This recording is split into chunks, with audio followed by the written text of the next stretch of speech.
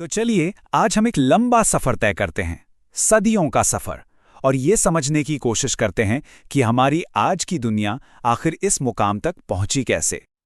तो जो बड़ा सवाल हमारे सामने है वो ये है कि आस्था और राजा महाराजाओं वाली दुनिया हमारी आज की दुनिया में कैसे बदल गई।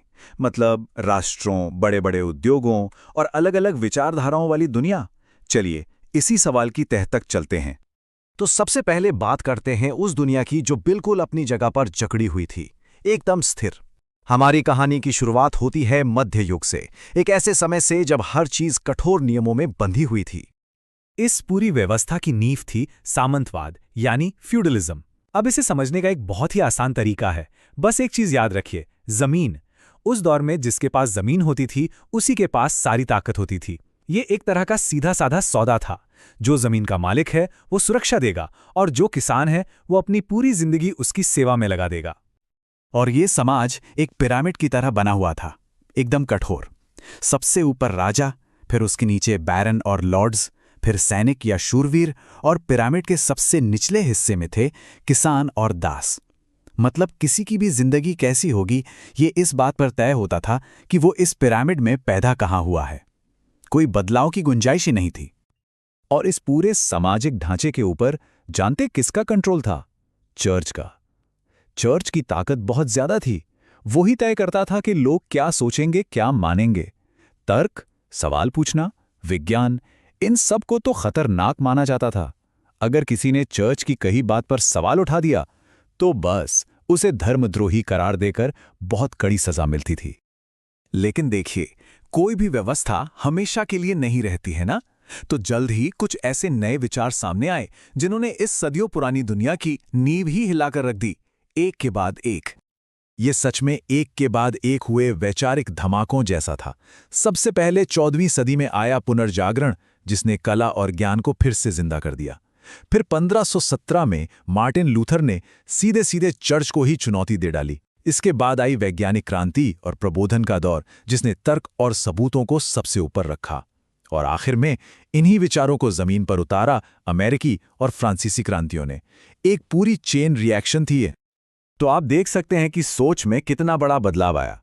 मध्य युग में जहां सारा ध्यान ईश्वर और मोक्ष पर था, वहीं आधुनिक युग में इंसान की अपनी काबिलियत पर जोर दिया जाने लगा। जहां पहले अंधविश्वास था, अब उसकी जगह तर्क, अवलोकन और सवाल पूछने ने ले ली। और जो कठोर सामाजिक ढांचा था, उसकी जगह अब हर इंसान के प्राकृतिक अधिकार और व्यक्तिगत स्वतंत्रता की बात होने लगी।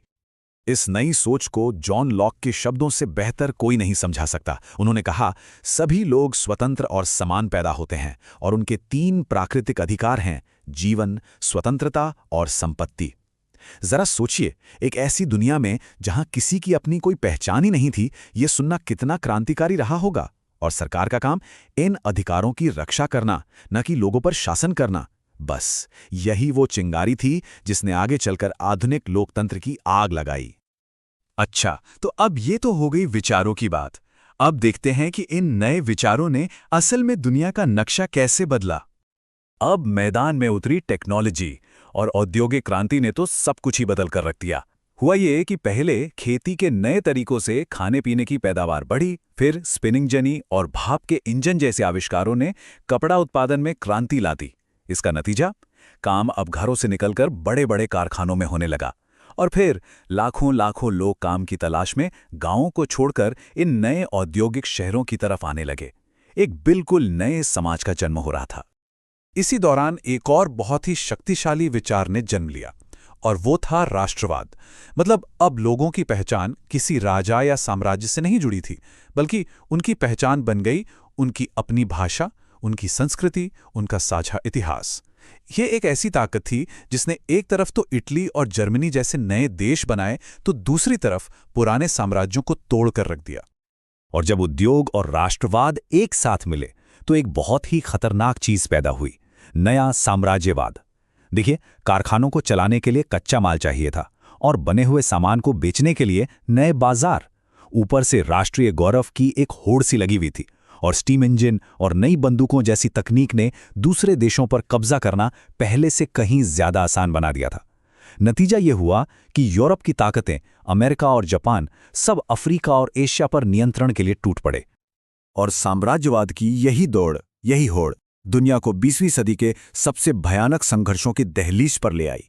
ये वाद की सदी थी। अब दुनिया एक ऐसा अखाड़ा बन चुकी थी जहां तीन बड़ी विचारधाराएं आपस में टकरा रही थीं। एक तरफ था लोकतंत्र, जो व्यक्तिगत आज़ादी की बात करता था। दूसरी तरफ था साम्यवाद, जो एक वर्गहीन समाज का वादा कर रहा था। और तीसरी तरफ था फासीवाद, जो राष्ट्र को सबसे ऊपर रखता था और जिसमें व्यक्ति के अधिकारों की कोई जगह नहीं थी। और फिर विचारधाराओं का यही टकराव, साम्राज्यवाद की दौड़ और राष्ट्रवाद का वो एक्सट्रीम जुनून, ये सब मिलकर पहले विश्व युद्ध के महाविनाश में बदल गए। ये एक ऐसा युद्ध था जिसकी उस दुनिया ने कभी कल्पना भी नहीं की थी। 8.5 मिलियन यानी 8.5 लाख, सोचिए, इतने सैनिक इस एक युद्ध में मारे गए थे। औद्योगिक क्रांति ने सिर्फ कारखाने ही नहीं बनाए थे, उसने युद्ध को भी औद्योगिक बना दिया था। विनाश का पैमाना ऐसा था जो पहले कभी नहीं देखा गया। और दुख की बात यह है कि पहले विश्व युद्ध के बाद भी शांति ज्यादा दिन नहीं टिकी।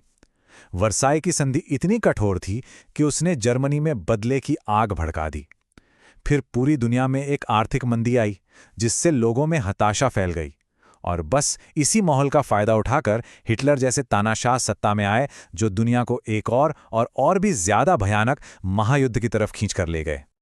तो अब आता है खंड 5, 2 महाशक्तियां, एक नई दुनिया।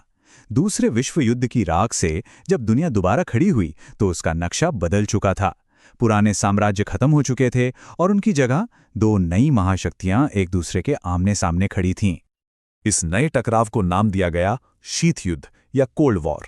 ये एक अजीब तरह का युद्ध था। इसमें सेनाएं सीधे तौर पर नहीं लड़ रही थीं, लेकिन धमकियों, प्रोपेगेंडा और हथियारों की होड़ के जरिए ये लगातार लड़ा जा रहा था। पूरी दुनिया एक अनदेखे, अनकहे तनाव में जी रही थी। इस दौर में दुनिया बिल्कुल साफ साफ 2 गुटों में बंट गई थी। एक तरफ था पश्चिमी ब्लॉक, जिसका नेता था अमेरिका। ये देश लोकतंत्र और पूंजीवाद को मानते थे। और दूसरी तरफ था पूर्वी ब्लॉक, जिसका लीडर था सोवियत संघ, जो साम्यवाद पर चलता था। यूरोप के बीच में खींची गई लौह दीवार या आयरन कर्टन इस बंटवारे का सबसे बड़ा सिंबल था। तो इस पूरे लंबे सफर ने हमारे लिए एक बहुत ही मिलीजुली विरासत छोड़ी है। एक तरफ यूरोपीय साम्राज्यों का अंत हुआ, नए देश आजाद हुए और लोकतंत्र के विचार दुनिया भर में फैले। लेकिन दूसरी तरफ राष्ट्रवाद और जातीय पहचान के नाम पर संघर्ष आज भी जारी हैं। हम आर्थिक रूप से एक दूसरे से पहले से कहीं ज्यादा जुड़े हुए हैं, पर परमाणु हथियारों का खतरा भी हमारे सर पर मंडरा रहा है। ये हमारी आज की हकीकत है। तो आखिर में ये सवाल हमारे सामने खड़ा होता है कि आज हमारी इस दुनिया को इन सब में से कौन सी ताकत सबसे ज्यादा चला रही है? क्या वो राष्ट्रवाद है, जो देशों को बनाता भी है और तोड़ता भी है, या फिर लोकतंत्र और मानवाधिकारों के लिए चल रहा संघर्ष, या फिर विचारधाराओं की वो लड़ाई जो शायद कभी खत्म ही नहीं होगी? ये सोचने वाली बात है।